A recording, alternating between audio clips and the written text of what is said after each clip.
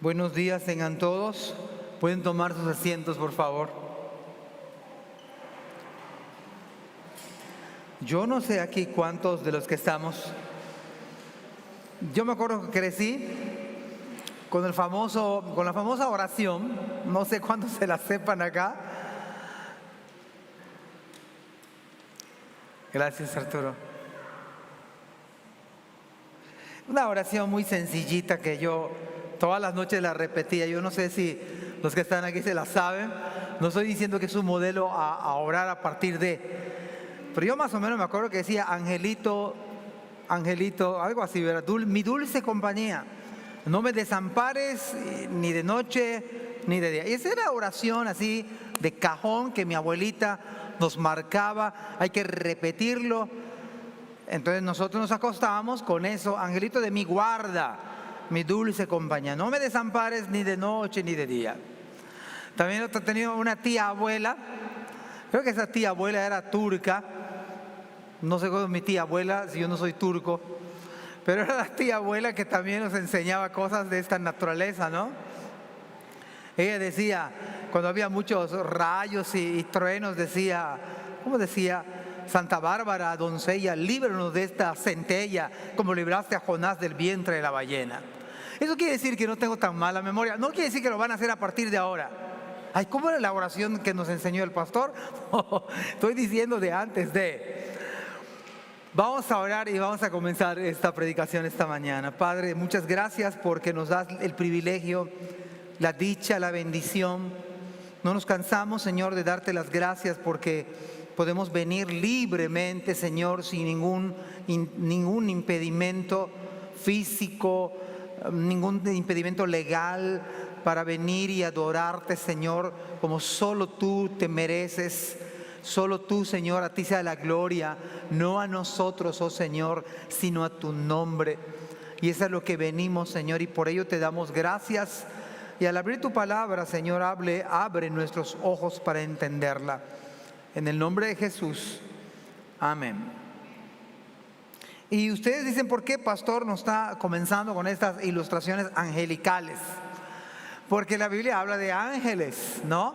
Es más, Pablo, cuando habla de la famosa llamada preeminencia del amor, comienza diciendo: si yo hablase lenguas humanas y angélicas, no se refiere a la alemana angélica.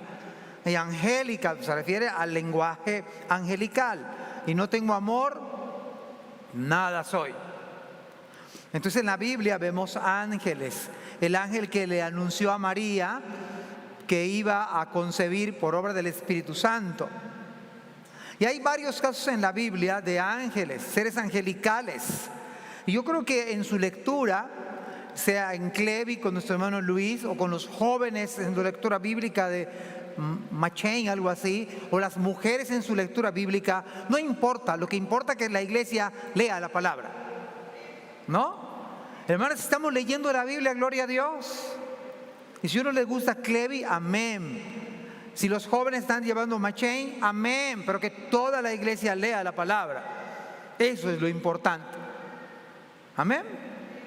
Ok, pero volviendo al tema, entonces, ¿por qué razón estoy hablando de ángeles? Bueno, porque la Biblia habla de ángeles, pero el tema de hoy que vamos a comenzar a abordar tiene que ver con que Cristo es mayor que los ángeles. Alguien pregunta, ¿habría necesidad de argumentar teológicamente, bíblicamente que Cristo? A nosotros nos queda muy claro, ¿verdad? Y para nosotros en el día de hoy es muy cómodo, no tenemos ningún problema, no tenemos ningún conflicto. Todos los que estamos aquí creo que no tenemos conflicto con el hecho de hacer la notable diferencia entre Cristo y los ángeles. No fue así en el primer siglo de la era cristiana, ni siquiera en el segundo siglo de la era cristiana, porque en el tiempo en que se escribe esta carta, ya voy a decir libro, había mucho tipo de creencias con los judíos y también con los cristianos, de tal manera que pudiéramos entender por qué razón la carta a los hebreos va con esa dirección. Mire, voy a decir algunas creencias que los israelitas tenían. Número 1, de entre tantas que hay, he escogido algunas. Por ejemplo, creían que los ángeles habían traído la ley de Dios a Moisés en el monte Sinaí. Esta es una. Otra, se creía que los ángeles se encargaban de administrar el mundo. Y quizá por eso mi abuela y la abuela de ustedes les hacía o nos hacía repetir ese tipo de oración. Es más, yo creo que a mí me enseñaron de que yo tenía mi ángel de la guardia. Por ejemplo, mi angelito de la guarda, mi dulce compañía, no me desamparen ni de noche ni de día. Monte abusado, ángel. Luego estamos de manera coloquial, estamos, oye ángel, no te vayas a dormir. Y no es nuevo esto. O sea, ya de atrás, tiempo atrás, en el primer siglo, o antes incluso del primer siglo, se creía que los ángeles administraban, eran administradores del mundo. Una secta del Qumran pensaba que los ángeles, en el día del Señor, cuando regresara Cristo, o sea, el Mesías, ellos creían que había un Mesías sacerdotal y un Mesías real. Pero ambos, el Mesías sacerdotal y el Mesías real, eran supervisados, oiga bien esto, por el arcángel Miguel.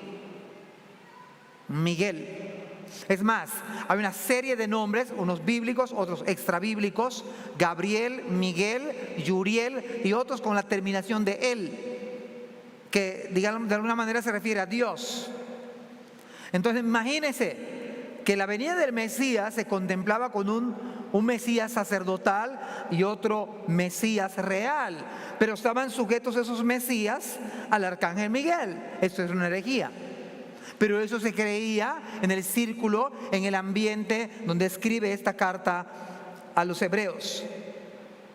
Es más, otra enseñanza, oiga, esto llama la atención, porque resulta que se creía, en el tiempo que se escribe la carta a los hebreos, se creía también que en una ocasión, cuando Dios decide crear al hombre, un sector de ángeles estuvieron en desacuerdo con Dios y Dios los fulminó, los acabó, los extinguió.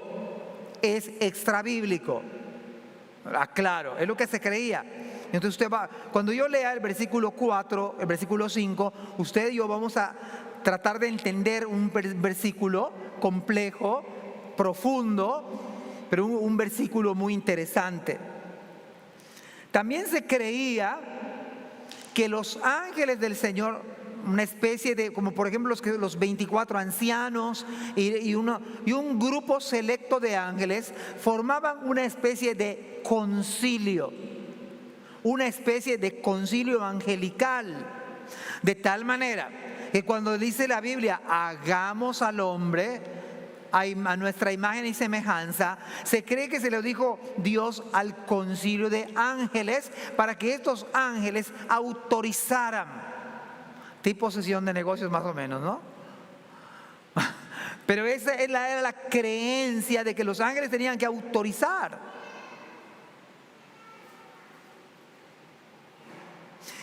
Al extremo total es que se creía que había tantos ángeles que incluso había tantos que se encargaban de cuidar hasta de las hojas de las plantas. O sea, un ángel por cada hoja de la planta.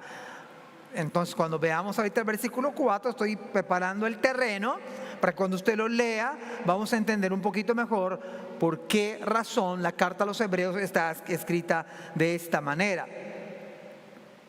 Otro detalle que llama la atención, y esto explica mucho por qué, porque los judíos exageraron, hicieron un énfasis en cuanto a una doctrina compleja,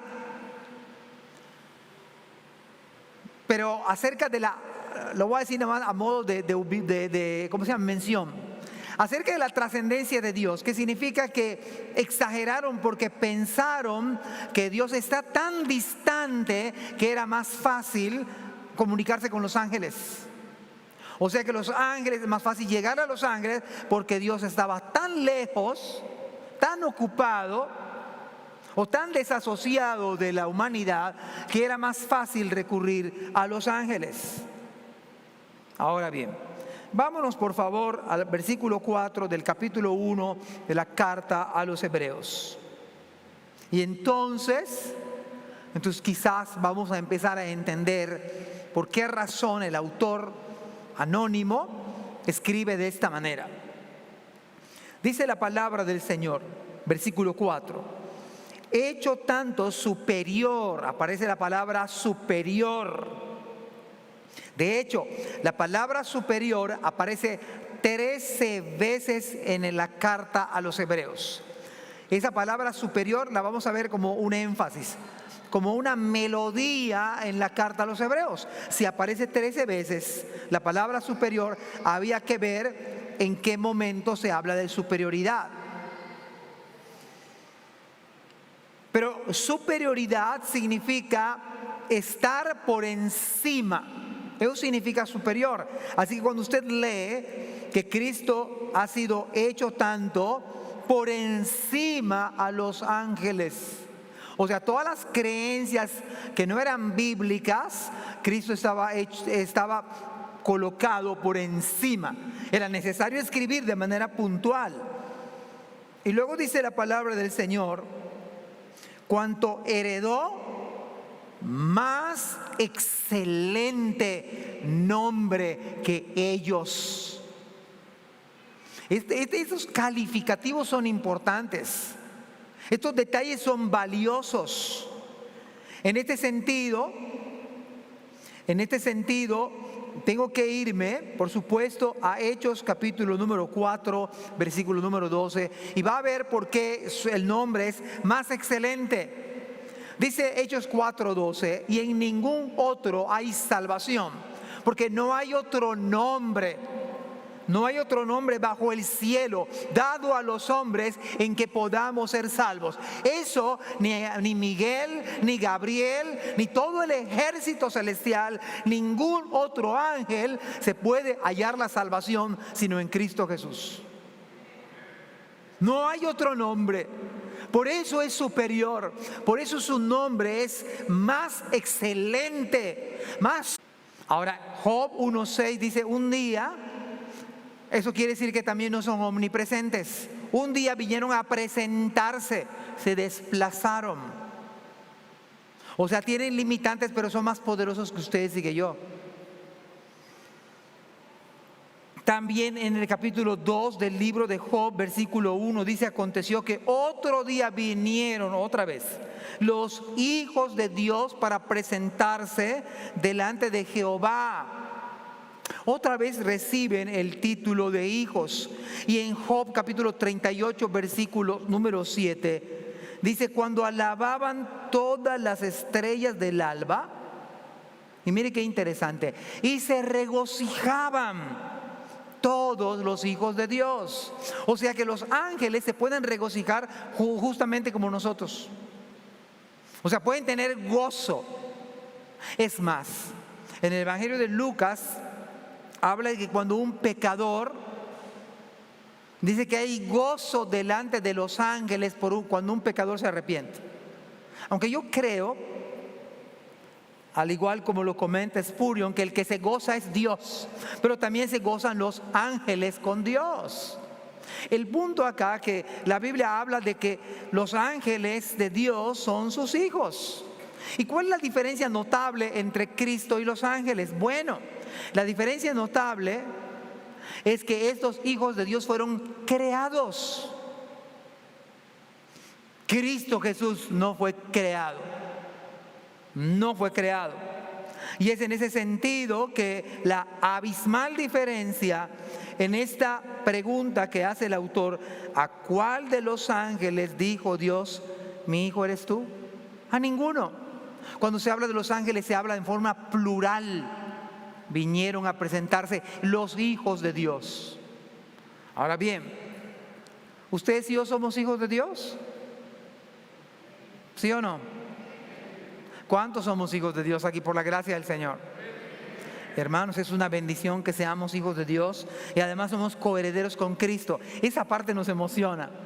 Hace algunos años algunos hermanos se emocionaban, yo no sé, aunque me parece que queda un poco bajo el emocionarse por las calles de oro y el mar de cristal.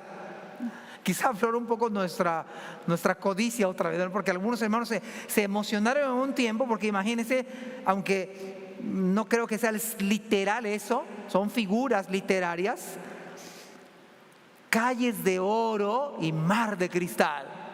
Y algunos hermanos se emocionaron. Imagínense vivir en las moradas eternas donde no hay que bachear el pavimento. O sea, una calle de oro y un mar de cristal y las mansiones eternas. Algunos están hasta haciendo, no, hombre, el country club o cualquier otro lugar queda muy por debajo de las mansiones eternas. Pero hermanos, no debe emocionarnos las calles de oro, el mar de cristal. Cristo es el atractivo. Las calles de oro y el mar de cristal no es nada si no está Cristo. Cristo es el atractivo. Él es el más precioso de los hijos de los hombres. Pedro dice que Él es precioso. En ese sentido, mis queridos hermanos, cuando habla la Biblia de que mi hijo eres tú, lo habla en singular, se está refiriendo a Cristo. Yo te he engendrado hoy. Es una parte así un poco difícil. ¿Qué significa eso? Yo te he engendrado hoy. Bueno, algunos creen que esta palabra se cumple cuando Cristo fue encarnado. Otros consideran que fue cuando resucitó de entre los muertos, que la Biblia que está significando yo te engendré hoy. Bueno, no está del todo mal. No estoy diciendo que no es tan así. Pero lo que la Biblia enseña es que Cristo es el Hijo eterno de Dios. El Hijo eterno de Dios. Es interesante notar incluso en la carta a los Hechos, en el libro de los Hechos, ya me estoy confundiendo, ¿carta o libro? En el libro de los Hechos, capítulo 13, cuando se dice lo siguiente: y nosotros también os anunciamos el evangelio de aquella promesa hecha a nuestros padres. Mire qué dice acá: la cual Dios ha cumplido a los hijos de ellos, a nosotros, resucitando a Jesús, como está escrito. Vea, acá es interesante. El momento de su resurrección citan el Salmo 2, versículo 7, que es Hebreos 1, 5. Como está escrito también en el Salmo 2, hablando de su resurrección: mi hijo eres tú, yo te he engendrado hoy. Lo que está diciendo la Biblia, lo que está reforzando este pasaje, que sí es verdad, cuando Él encarnó, se puede decir a todas luces que es hijo de Dios. Se puede decir que en su resurrección es hijo de Dios, pero también se puede decir que Él es el Hijo eterno de Dios. Es el Hijo eterno de Dios, el Padre, el Hijo y el Espíritu Santo.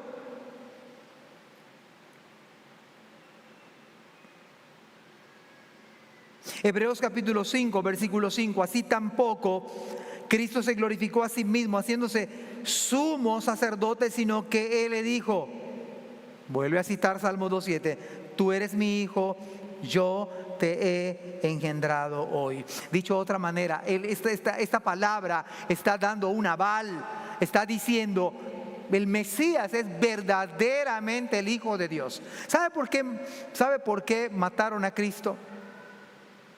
Los fariseos dijeron: no te matamos por malas obras, sino porque tú, siendo hombre, te has hecho igual a Dios. Cristo nunca dijo ser, textualmente hablando, hijo de Dios, aunque por supuesto nunca lo negó.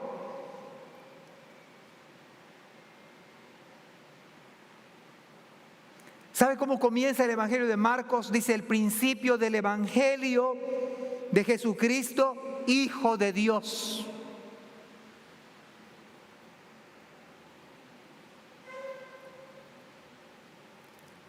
En su bautismo, Marcos 1:11 dice: vino una voz de los cielos que decía: tú eres mi Hijo amado, en quien tengo complacencia.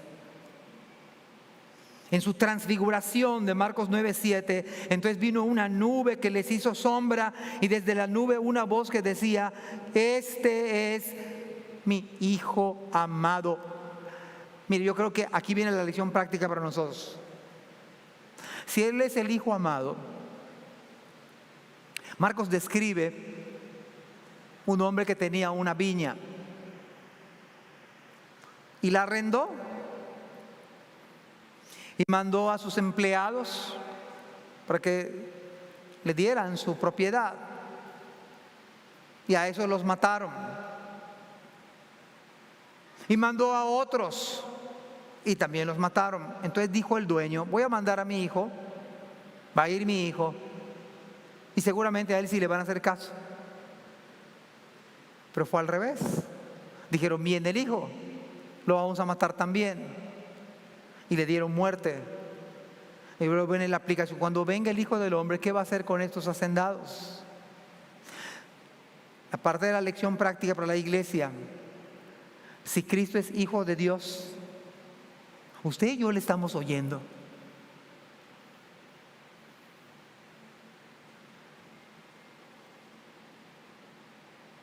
Usted y yo estamos complaciendo al Hijo de Dios con nuestra vida.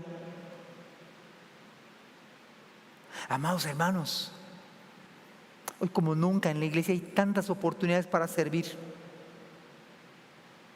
Tantas oportunidades para servir en la iglesia, que me parece, yo decía en la escuela dominical con Eduardo,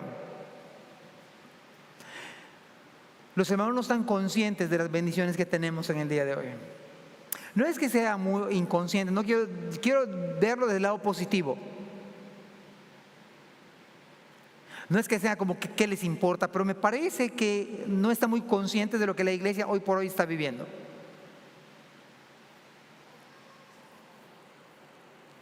Voy a mencionar: si Dios nos da vida y salud, estaríamos ordenando al hermano Carlos en enero. Miren, hermanos, véanlo del lado positivo. ¿Cuántas iglesias no necesitan hoy un pastor y nosotros estamos con otro pastor y formando a otros ancianos en la iglesia? No es que seamos la única iglesia celestial acá en Pensiones, no, hay otras iglesias del Señor, pero vean ustedes las bendiciones que tenemos. Y si en 6 meses nos da vida el Señor, estaríamos organizando a Comunidad de Gracia. Y si en noviembre del año que viene estaríamos organizando Izamal. ¿Qué usted no se da cuenta de las bendiciones? Y con las ofrendas que damos y nuestros diezmos estamos sosteniendo Izamal. En un tiempo seguimos con Comunidad de Gracia y están llegando hasta Cuernavaca, cuando hay una iglesia que está creciendo. O sea, ve, y sabe acá de manera local cuántas bendiciones hay de servicio desinteresado. ¿Y sabe por qué lo hemos de hacer y participar con gozo, con alegría, con entusiasmo? Porque Él es el Hijo de Dios. Porque Cristo es el Hijo de Dios.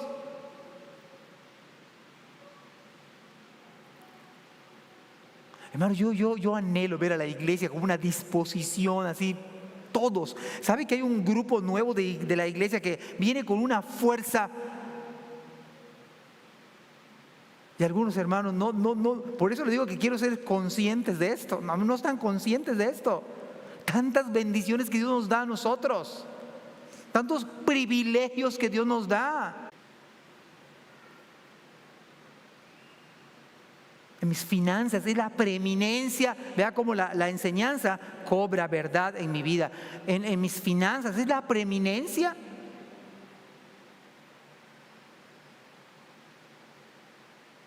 Hermanos, el texto de Hebreos quiere que veamos que cuando dice la palabra, cuando introduce al primogénito en el mundo, dice: adórenle todos los ángeles.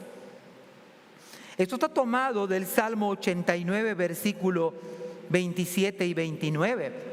Si se dan cuenta que Hebreos cita los salmos, y Salmos dice: yo también le pondré por primogénito, el más excelso de los reyes de la tierra.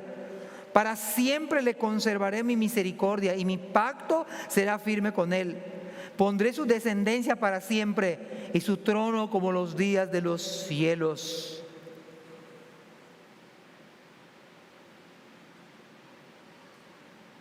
Apocalipsis 1:5 dice de Jesucristo, el testigo fiel, el primogénito de los muertos y el soberano de los reyes de la tierra, al que nos amó y nos lavó de nuestros pecados con su sangre. Verso 7, ciertamente de los ángeles dice, el que hace, y aquí está la gran diferencia, Cristo hace a los ángeles. Cristo es superior, mayor que los ángeles, porque Él mismo los creó. De los ángeles dice, el que hace a sus ángeles espíritus y a sus ministros llamas de fuego. Un dato que quizás a alguno le puede interesar. Esta versión que cita de los Salmos, el autor de los Hebreos, es la famosa obra de la Septuaginta. La Septuaginta es una versión griega que fue traducida al griego del idioma original. Entonces van a ver ustedes quizás, si buscan la cita en la versión 60 u otra versión, van a ver que no casa muy bien las palabras, pero no se desespere. De tal manera que la carta a los Hebreos es inspiración divina, y no quiere decir que esté mal, quiere decir que a pesar o además de que fue citada de la Septuaginta, del Salmo de la versión griega, como Dios en su soberanía y en su inspiración divina, quiere decir que lo que está citando acá es lo correcto, no está mal. Pero acá el punto de Hebreos dice que Cristo Él mismo creó a los ángeles. Y por supuesto los hace mayor, hace a Cristo mayor que a los ángeles. Verso número 8, punto número 3. Yo por muchos años había leído esto y yo no entendía, o sea, me costaba mucho asimilar la verdad sólida de la palabra. No es que tenga conflictos al respecto, pero aún John MacArthur en su comentario del texto habla de lo difícil que es este pasaje. Dice versículo 8, mas del Hijo, dice, tercera verdad, Cristo recibe el título de Dios y de Rey. Dios, Rey. Ya tenemos tres. Su nombre es sublime, Hijo de Dios, primogénito, que es adorado. La tercera verdad, Dios, Rey. Dice el versículo 8, mire qué hermoso acá. Mas del Hijo dice, o sea, el Padre está hablando. Tu trono, oh Dios. ¿Sabe que es un versículo, uno de los versículos más claros, de manera explícita, de manera tan clara, contundente? Abre el libro y dice, Cristo es Rey y Cristo es Dios. Hay otros versículos, pero este es uno de los más contundentes. Tu trono, o sea, más del Hijo dice, es el Padre que está hablando. Tu trono, oh Dios, por el siglo del siglo, es un Rey eterno. Cetro de equidad es el cetro de tu reino. Esta es la declaración gloriosa, divina de Cristo. Lo que está diciendo el Padre, Hijo, acerca del Hijo, es que el Hijo es Rey y es Dios para siempre.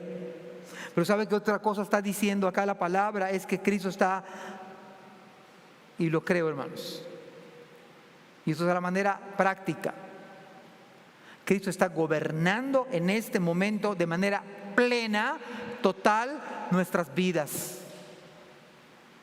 No hay accidente para Dios.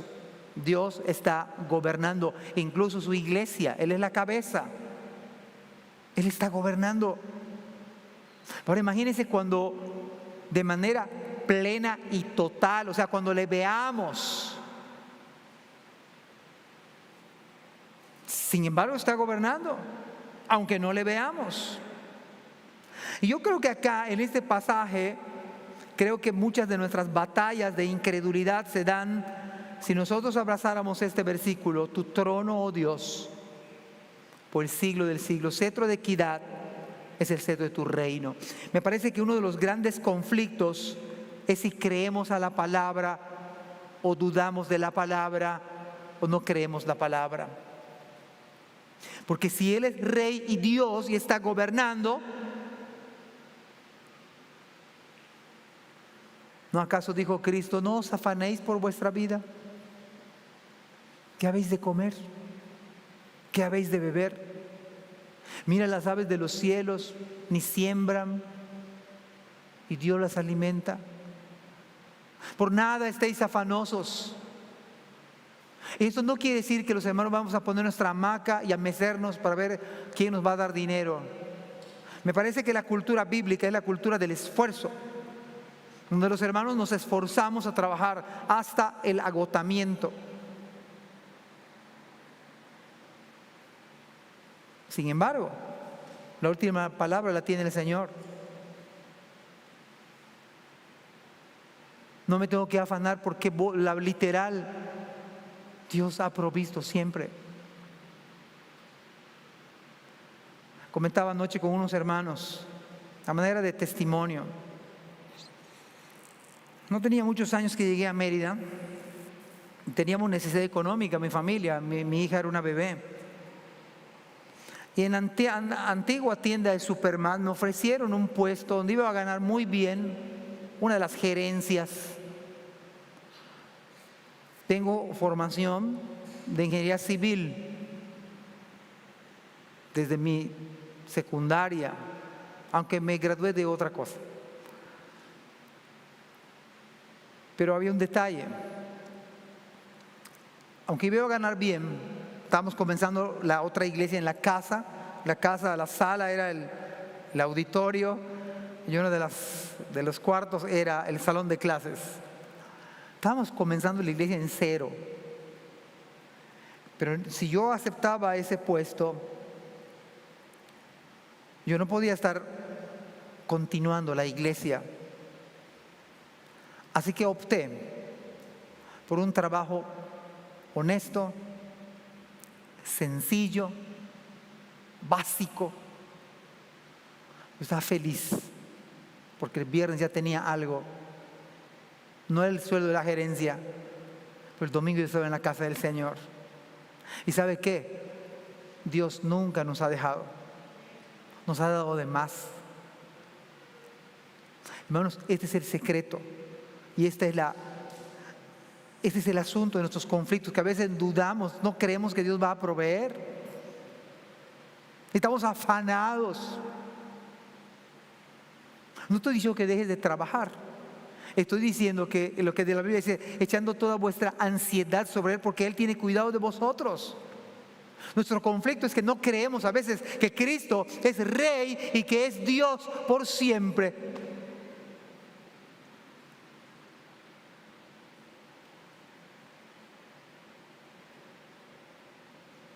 Eso está tomado, esta cita del Salmo 45. Y el versículo 9 dice, has amado la justicia y aborrecido la maldad. Eso se trata de Cristo, por supuesto, por lo cual te ungió Dios, el Dios tuyo, con óleo de alegría más que a tus compañeros.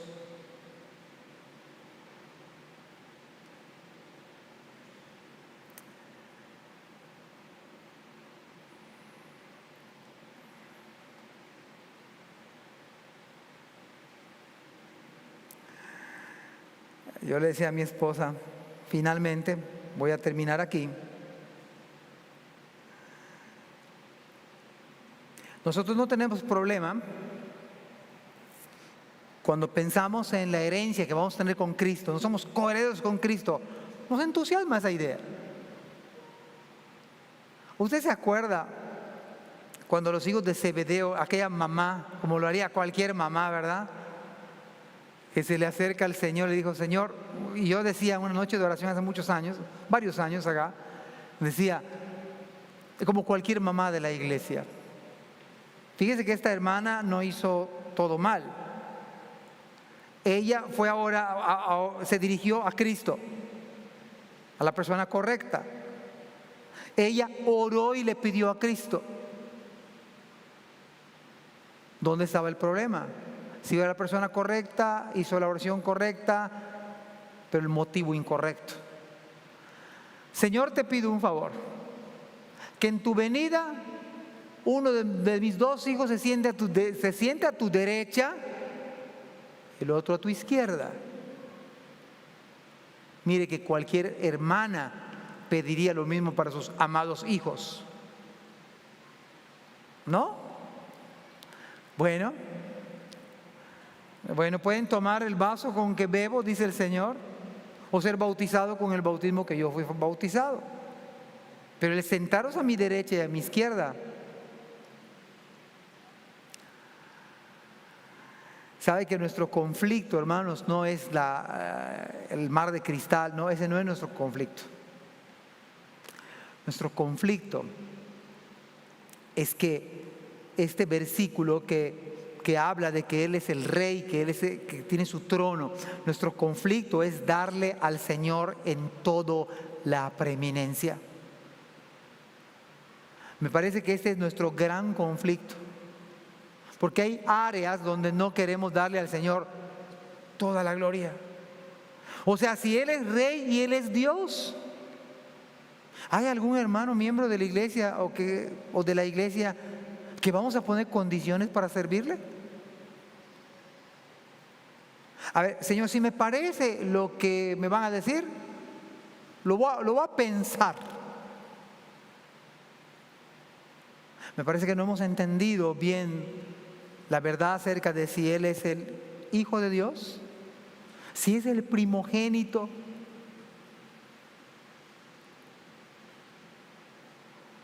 y si es el Rey y Dios. Si Cristo es Rey y Dios, mis amados hermanos, toda la iglesia debería tener un entusiasmo por esto, una disposición, porque Él es nuestro Rey. Hace un par de años, quizás, o hace 3 años, nosotros tenemos una coalición de pastores acá en el sur, y